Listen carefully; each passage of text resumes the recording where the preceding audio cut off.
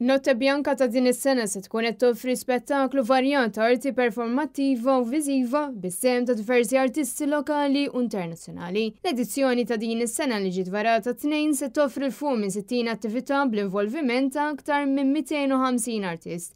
Il-maġġoranza tagħhom se jkunu artisti lokali. L-attività li se terġa' ssir fil-belt se tkun qed tittella nhar is-sibt 7 Ottubru. Permezz ta' Notte Bianka l-Belt Valletta se tkun qed tinbidel f'lejla mimlija kultura li tinkludi mużika, teatru, sfin u installazzjonijiet ta' nogħla kwalità kif ukoll attivitajiet edukattivi għat-tfal u għall-familja kollha. Mappa interattiva se tkun offruta l-pubbliku sabiex wieħed isib aktar faċli jsib l-avvenimenti li jattiraw il-gosti tiegħu. Bis-serata se toffri żgur xi ħaġa ta' interess għall-familja kollha. Fost l-aspetti li jispikkaw f'Notte Bianka ta' din is-sena hemm diversi kollaborazzjonijiet li saru ma' entitajiet statali, NGOs u waqdiet oħra li kollha se jagħtu l-kontribut tagħhom permezz ta' produzzjonijiet oriġinali b'temi soċjali u oħrajn informattivi.